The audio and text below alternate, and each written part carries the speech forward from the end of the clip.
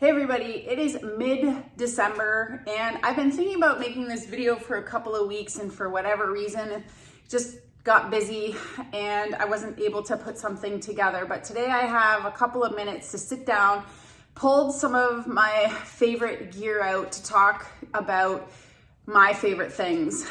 And actually when I started making a list, it got very long. I was doing my favorite things in canning and food preservation and kitchen tools and gardening tools and hunting, fishing, and kind of meat processing. So got a little bit out of control, but I think it's all still worth talking about, and a little bit about how I got to where I am today, because it definitely wasn't a process that happened overnight. So kind of on the, as we scream towards the holidays, I wanted to just put this out there. First of all, of course, as a kid, we celebrated Christmas normally, and every, kid looked forward to the gifts at Christmas time. But now, look at this piece of hair that keeps flopping around.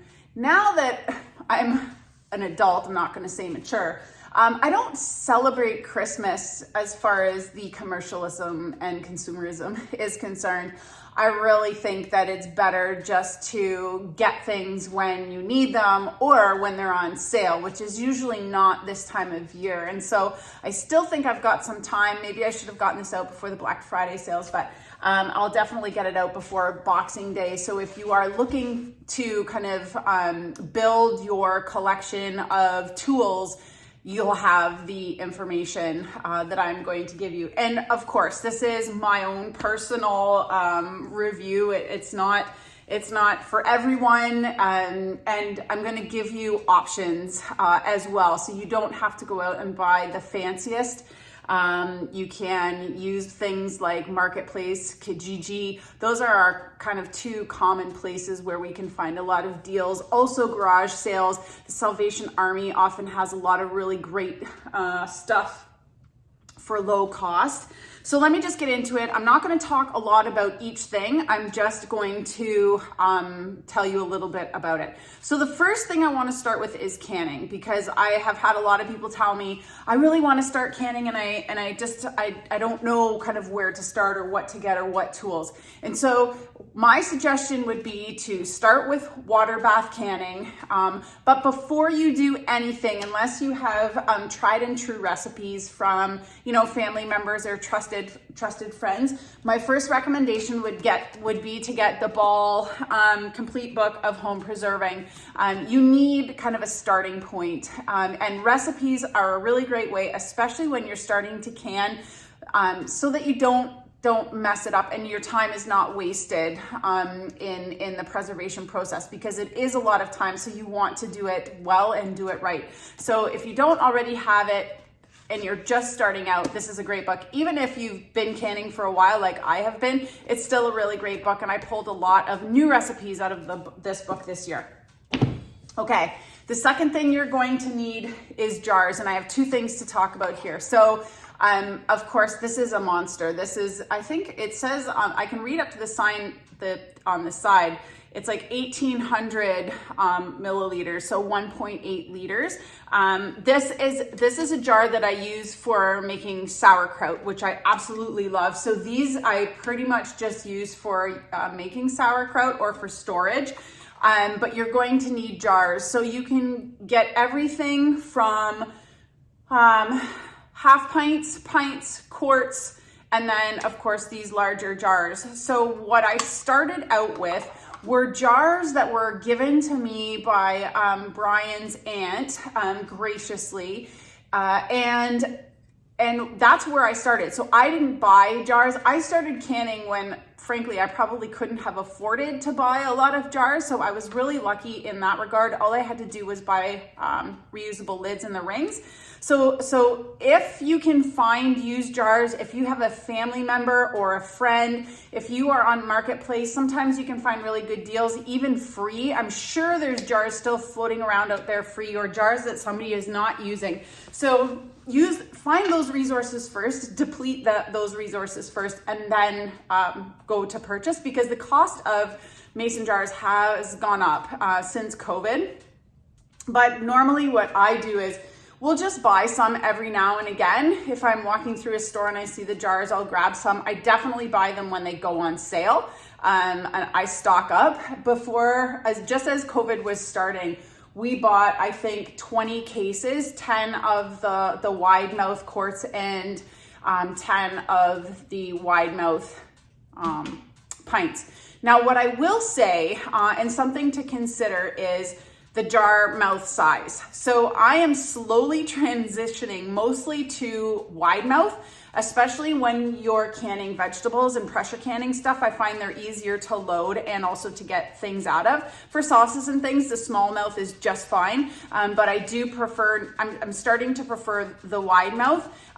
So if you're starting, really think about that, unless they're free, because it is nice to have kind of one mouth size so everything fits all the time. But again, that's not that big of a deal. So jars for sure. The other one of my favorite things are these reusable ball tops. So once you crack open whatever it is that you're eating, it's a pain when you've got the lid and the ring, and that can get rusty and all that stuff. So I like to use these lids. They make a perfect seal. They're leak proof. They are amazing. So I have smallmouth and largemouth, and probably now I have 20 or 30 of these lids, because nearly all the condiments and toppings and stuff on our refrigerator door are in mason jars. So we need a lot of these. Whoa. Before I even talk about pots for water bath canning or pressure canning, I want to talk about some of the tools that at this point I could live without, but I don't want to live without. And again, you can buy different kinds of these. So the first one is going to be a canning funnel. I've seen at least two other styles of canning funnel. One that's kind of a red and white plastic that helps with measuring, and then another that's just green. If you can buy, I don't know who makes it, if it's Bernardin or Ball, but there's actually a starter canning pack that you can buy, and it comes with the measuring tool, a jar lifter, a funnel, and maybe some instructions. I can't remember any. And the magnetic lid lifter, which I've never used, so I don't really need it, but I could not do without my canning funnel. I love this thing. It's stainless steel. You can get these almost anywhere now. I got mine, I believe, at Lee Valley a long time ago. My brother-in-law gave it to me, but I absolutely love it. I love it for making sauerkraut. Just it keeps the process cleaner, not completely clean, but a little bit cleaner, and it makes it so that the rims on your jars don't get as dirty. The other tool, obviously, is the measuring tool, especially when you're starting canning. It will say fill jar to 1/2 inch headspace or 1/4 inch headspace, and that's the amount of air you leave at the top of the jar. And if you're really good eyeballing it, good for you. I've gotten to that point now, but every now and again, I will just get the checking tool out just to be sure, because that, believe it or not, can make the difference between a seal or none. And it really stinks after you've gone to all the work, water bath or pressure can, and then you don't get a seal because you didn't leave the correct amount of headspace. So it has little increment measurements. You just sit the little step on your jar. And so that's what it looks like there. You just put the little step on the edge of your jar, and it tells you what kind of headspace you have, and you can either subtract or add product as needed. So handy dandy little tool. It also doubles to debubble your jars. You can use this end to run down the side of your jar to get all the air out, which is recommended for most canning applications. You want to get all the air out before you put it in your pot. The other tool that I couldn't live without, well, I could, but I don't want to again, is a jar lifter. Now, this is a really old one. I can't remember where I got it from.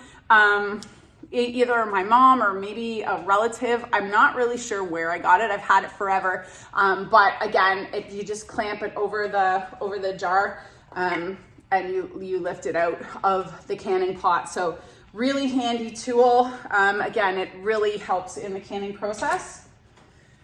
Whatever this thing is called, a mini strainer, I don't know, but I actually got this at our local Salvation Army for like $1. But it is really great for scooping out chunks if you're making bone broth or anything and you're trying to separate things from like solids from liquids. Super, super handy. I absolutely love this thing. Okay, so let's talk about the actual canning pot.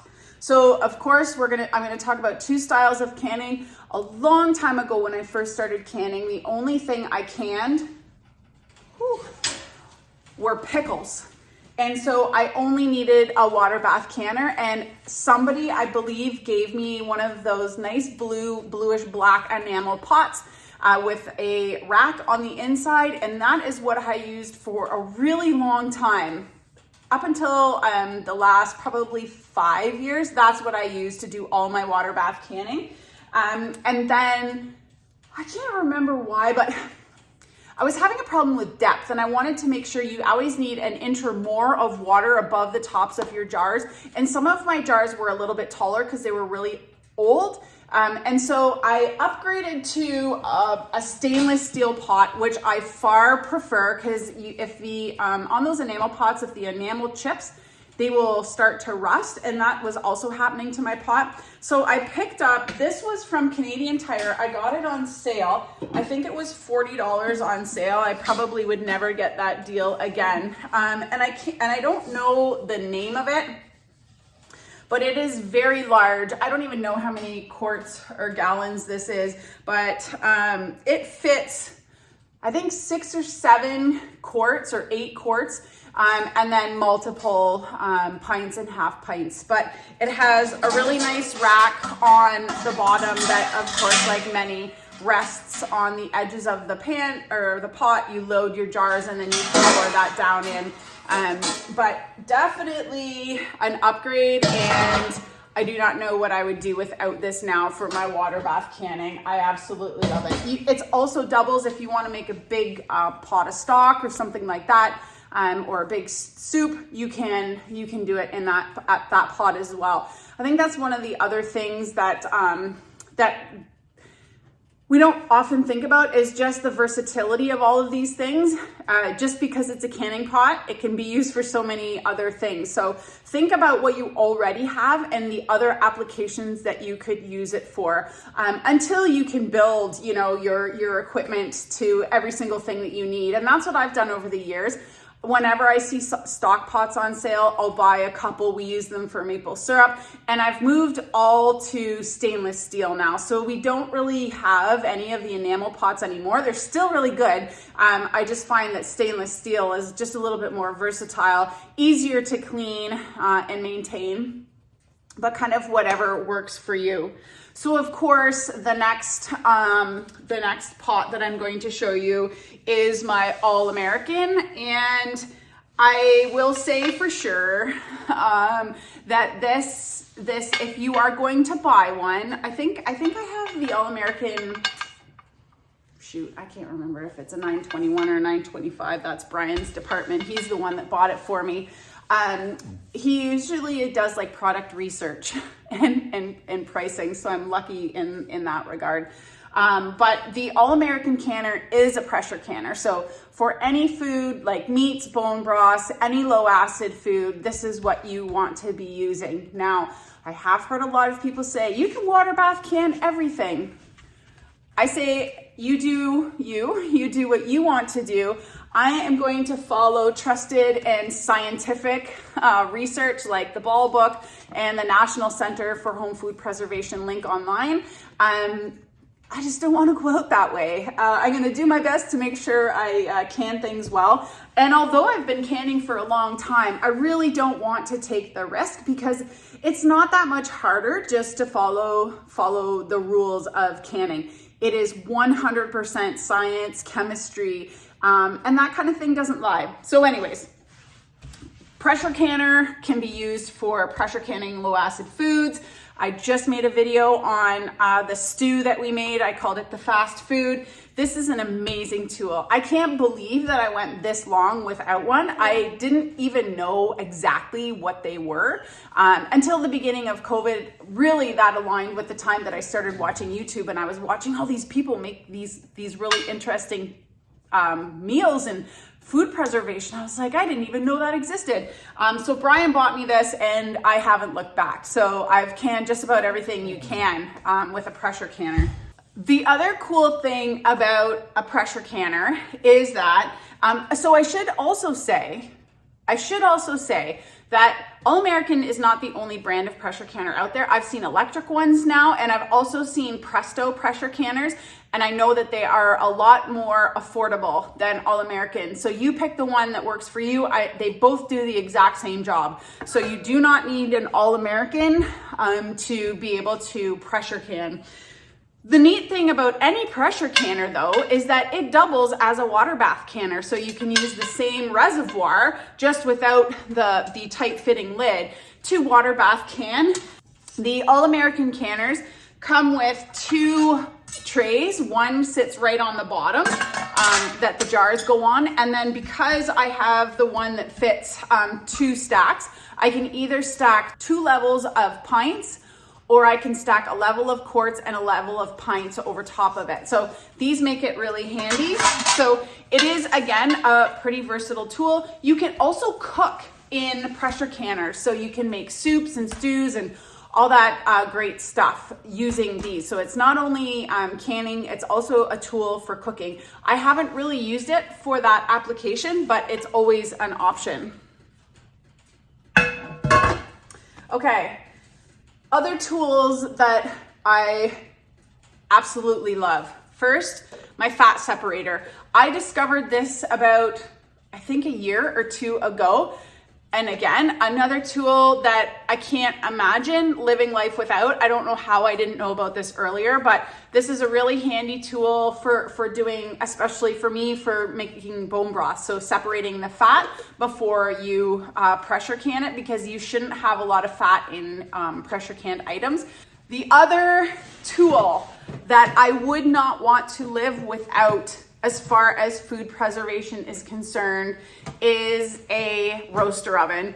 Another tool that I had no idea what this thing was until I started watching YouTube, and I was like, what even is this? And so of course, I did a little research, and the first one I bought from a gentleman on Marketplace for $40, and that's about and around what you should pay for one of these. I got it from a gentleman, and it was still in the packaging, $40. And not all roaster ovens are made equally, I will say that. So I have 3 currently. One I basically now just use for rendering fat for soap making or for tallow. The other one is a 22 quart, and I use it to make all of my sauces. So pasta sauce, pizza sauce, bone broth, what else? Salsa, anything almost I use my roaster oven for. And the last one I purchased was also a Marketplace buy. It's a Nesco. This is one of the better made roaster ovens because the insert, so they all have an insert that come out. The insert is sturdier and has, it's enameled, I think, and it's just better built than the other ones that I have. So again, this one was $40 on Marketplace. One of the items that we use a lot is our vacuum sealer. I bought this, I'm gonna say probably 2007, 2008, when we used to do a lot of interior canoe camping, and I would dehydrate and pack all our food in. And it has served us so well. It owes us absolutely nothing. I know there are better brands out there. So Excalibur is a high-end brand of food kind of preservation, but I'm going to use this one until it doesn't work anymore. And this just allows for longer storage, mostly freezer storage of food or dehydrated food, keeping the air out. So I like my vac sealer. The other tool that I purchased, and when I bought this, I'm like, I really don't need a food processor.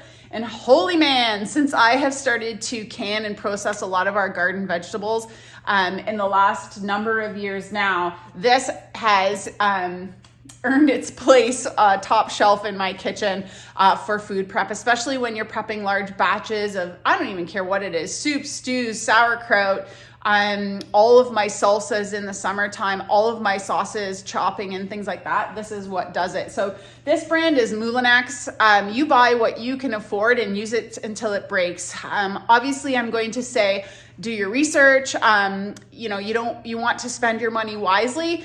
But if you can't afford the high brand, the big name stuff, then don't. Buy what you can afford and use it until it breaks. And maybe at that time, you'll be in a better position to purchase things. That's the exact reason why I have probably the cheapest food sealer you can buy, because that's all we could afford at the time. And this Moulinex is the one and only food processor I've ever had. And it's still going. So I don't need another one. So you buy what you can afford. So 2 things to highlight here. The lid is open on my bread maker because I just made a fresh loaf of raisin cinnamon bread.